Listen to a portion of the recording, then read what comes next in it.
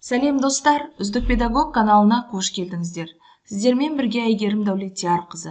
Сұрақ көп, мақсат дөп. Бүгінгі мақсат лексикалық талдаудың үлгісін көрсету.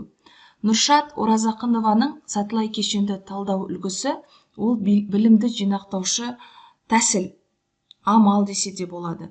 Себебі осы лексика тарауын аяқтағаннан кейін балалардың білімін бір арнаға тоғыстырудың жолы.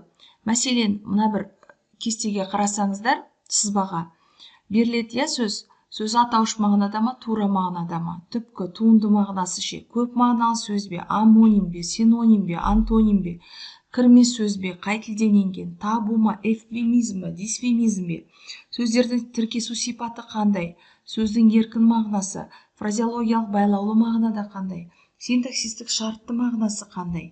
Яғни жалпы сөзді бүге-шүгесіне дейін лексикалық мағынасына қарай талдау. Сөздің стилистикалық қызметіне қарай бейтарап мағына ма, бейнелі мағына, троп пен фигураның қайсына жатады, әлде терминдік мағына ма.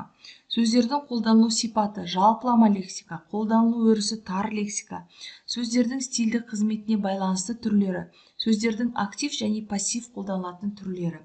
Енді телеграм каналыма мен бұны салып қоямын. Мына жерде қас сөзі талданған.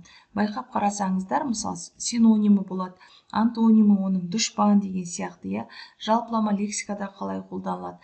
Және балаларға сіздер тура осыны шаблон ретінде бере аласыздар. Телеграм канал Үздік педагог деп аталады. Лайк басып, комментарий жазуды ұмытпаңыздар.